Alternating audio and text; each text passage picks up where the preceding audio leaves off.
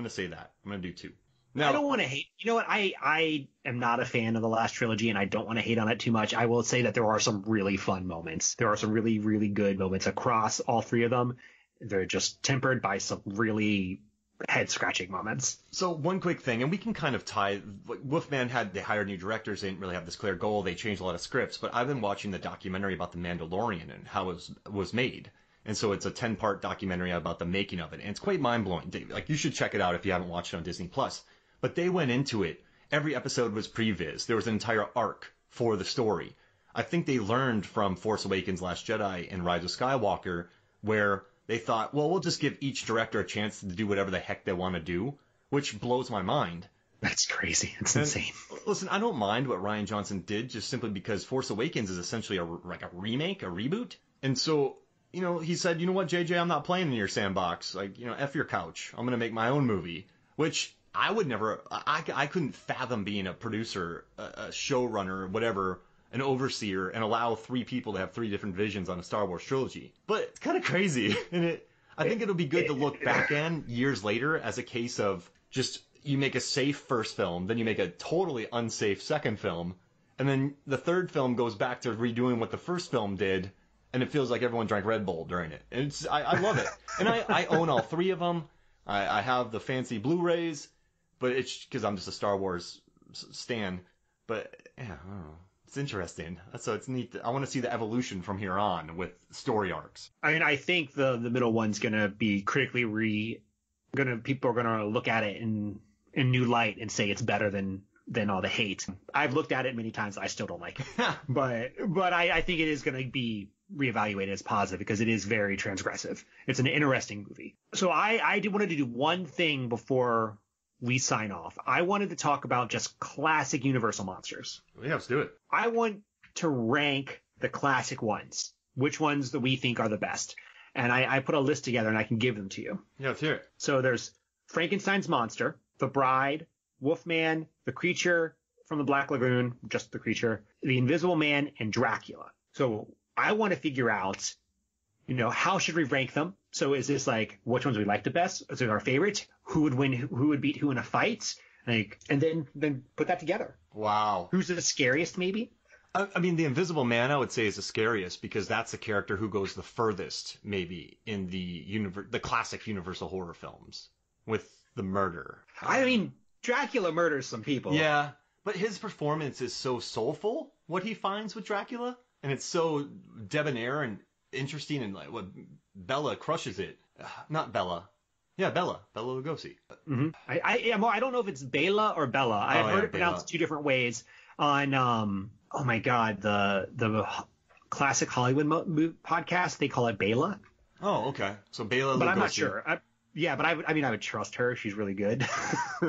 What did they say in Ed Wood? I haven't seen that in so long. I couldn't tell you. All right, so I will say my favorite moments happen in Frankenstein where he throws a girl in the water because it's tragic and it's a murder, but it's an accident. It's a child with an incredibly large body not knowing the world and something tragic happening. And then Bride of Frankenstein is so iconic, just what happens. So, but I also think Frankenstein's monster is my least favorite, because I don't think I've ever liked a Frankenstein movie aside from those moments in there. This is tough. Interesting. It's super tough. I mean, I love The Creature from the Black Lagoon. I like that movie a lot. They filmed it near us in Tallahassee, right? They found it when we went to Tallahassee. They filmed it in the springs there. I love the underwater shots of that and the curiosity of it. Invisible Man just seems the most unhinged. Hollow Man kind of wrecks that for me.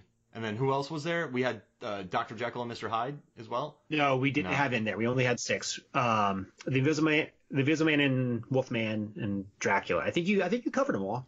I gotta go. All right, so my favorite's Creature, because if I had room, I would have every Mondo Creature from the Black Lagoon exclusive. I had one up on my wall for years. I have World's End now, but just the look, and I love sea beasts, because you know me.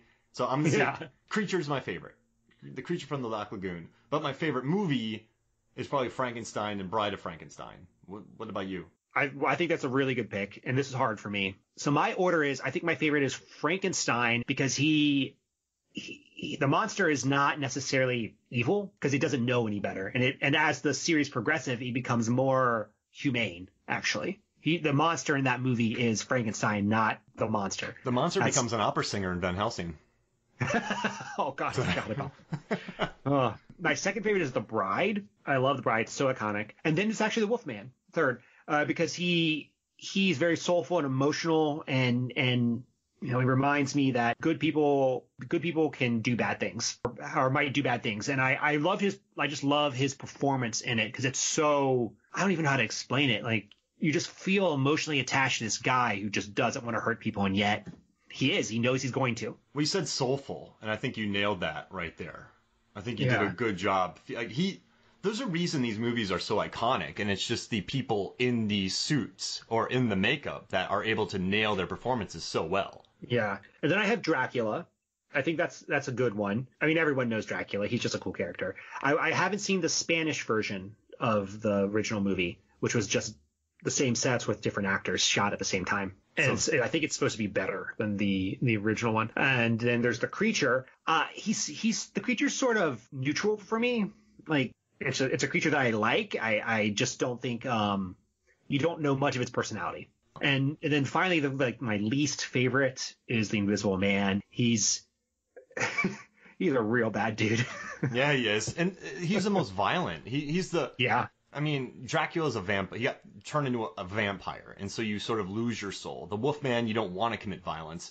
Frankenstein's monster and the Bride, they were created. The creature, I think, they go into its territory. It's living its own life, and it suffers because of that. And then you just have the Invisible Man, who's a monster. Yeah. He's like, I like talking to myself. Claude Rains is pretty awesome in it, though. I'm not going to lie. oh, dude, all those guys are so good. And women, they're all so good. And I've long been in stuff, but I guess for me, I just love I love sea beasts, so I'm taking, I know it's not a sea beast, it's from a lagoon, but I'm taking the creature. But you can't lose with any of them. Doesn't mean I hate any of them, or doesn't mean I dislike any of them. I just would take that.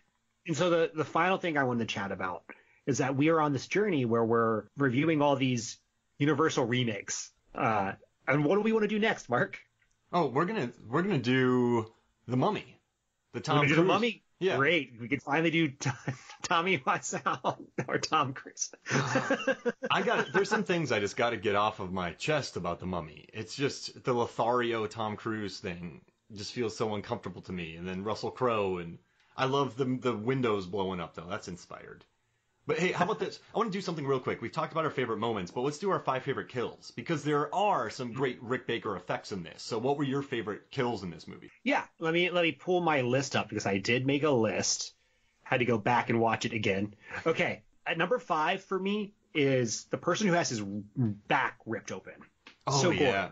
Cool. Yeah, that looks good. Do you want to go back and forth? Oh, or yeah, you wanna, yeah, I'll go. So I like it when McQueen he's the guy who talks about, he's in the bar in the beginning. Everyone's drinking liquor and or beer, and Del Toro's drinking wine, by the way. I like that little touch.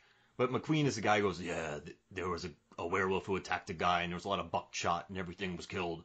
But he gets ripped into a pit with the Wolfman, and he gets his arm ripped off, and the Wolfman throws his arm up out of the pit, and then the gun shoots. And it's just a cheeky, bloody gag. I mean, I know McQueen's dead after that, but I just like the arm throw, the arm rip. And Movies, Films, and Flicks, I wrote an article about arm losing. So that's my number 1, is just the cheeky McQueen gets his arm ripped off gag. My number 4 is the doctor getting thrown out the window and landing on spikes. Yes. And it's like anytime you're somewhere and someone gets thrown out, they always land on spikes. It's like a spike or a car roof. That's it. They never just like splat. I love the double. So the throw is enough to kill you, but they just have you land on something else. I love it when they go the double. And that's the Sean Bean classic right there. Sean Bean classic. Because absolutely true. GoldenEye, he falls, and then a satellite lands on him. In Patriot Games, he gets impaled by a anchor, and then a boat explodes. Like he's the king of the double, and so I love a good double thing. Could we invent the triple? Yes. I think a triple's happened to him before. I do it. That's a weird article that I would love to see, Mark. I don't even know how you would do it. I'll do it. Why not? That's fun. The double. The best. I mean, you could call it the best double taps in movie, but then you would also call it the best triple taps. You know what? I should do that. All right, I'll start pulling stuff together. And I guess my second one is the doctor. He gets stuck in a bog and he goes to shoot himself in the head, and the Wolfman just knocks his head off. I mean, we're talking. There's a lot of decapitations in this. He knocks head offs like they're just butter. It's just place a balloon on a table and hit it. That's what the heads look like in this movie when he whaps them. That's a really good scene, and as we talked about earlier, it just evaporated from my mind. I don't know why I couldn't remember that. Fever dream. It is you end the movie sweating and not knowing where you are. Okay, so my number 3 is the constable getting stabbed through the mouth. Yes, I have that too. Yeah, I was like, because what's interesting about this film is that they have to kill anyone the creature attacks. They have to kill, or there's another werewolf running around complicating the story. So everyone who comes in contact with him dies. And he gets his fingers ripped off first. Yeah. And then he catches a claw. So does the Wolfman go underneath his mouth and then curls it around and then rips out his jaw? Oh my goodness, that's beautiful. All right, so for me, my third is the Smush Cop. Actually, my fourth, because I have that guy. But I'm gonna do when the werewolf jumps out, when Benicio jumps off a building. There's a cop standing there, and he just lands right on top of him. And he just gets smushed. Benicio jumps down and just smushes a cop. So that's because it's just, I love good smushing gags. And so I love a good werewolf smushing gag in this. So that's mine. Okay. My number 2 is Ben's death, because I think it's drawn out and you don't know what's going on. And I like the ending of you're being surprised that you see the wolf swiping at him. Yeah, that was good. I like the way they set that up. Poor Ben, he was trying to leave and his dad kills him. His dad gets jealous. Wait, yeah. His motivations are pretty strange. Like, I don't quite get them. I think Sir John is basically like, I want to have a great time forever, so I'm going to keep being the werewolf. And then Singh gets lit up, and we never see that happen. Yeah, that's unfortunate. Poor Singh. That guy's from True Lies. He was a villain in that movie. All right, so I'm going to go with my last one is they're in the sanitarium, and he escapes, and he just the Wolfman Lawrence digs into a guy's chest, and just pulls out a 1 foot by 6 inch chunk of meat from the guy's stomach. I guess he just rips out an entire steak out of a guy. And it's just saw that too. It's such a slab of meat coming out of a man that just rips out easily. So that's mine. That's mine. All right. My number 1 is Sir John's decapitation. Oh yeah. Yeah. Is that a double kill? He's on fire and he gets his head knocked off? Yes, that is a double kill. All right, so I got to figure these out. The best double kills, because yeah, his body has just, it's all fur, so he's just gone up in flames. I don't know why I'm laughing.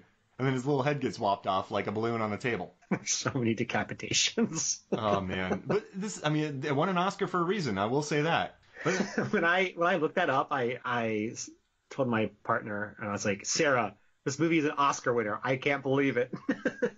It blew my mind. Well, Rick Baker, man, he's won Academy Awards for American Werewolf in London, Harry and the Hendersons, Coming to America, The Nutty Professor, Ed Wood, Men in Black, and How the Grinch Stole Christmas. And then he's also worked on Life and Norbit.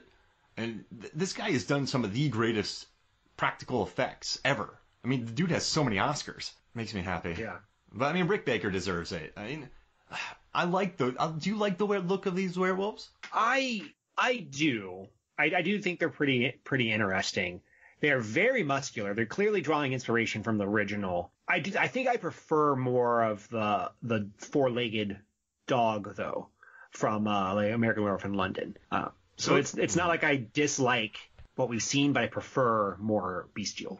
And they did reshoots to have him on his 4 feet more. So in really, I didn't know that. Yeah, in the beginning he was just running around. And on the extras of the Blu-ray, there's a really cool featurette where they showed all the scenes and all this. If you watch the extras on the Blu-ray, you'll see how much green screen and blue screen was used. But what they did was to make him run faster in one of the shots, non-CGI. They had a truck with this big carpet, and the truck was going about 10, 15 miles an hour. 20 miles an hour, and then the werewolf was running, a stunt actor was running on the carpet to make it look faster. So they Oh, did, wow. yeah, they did a couple really neat practical shots where a guy's being towed by a truck.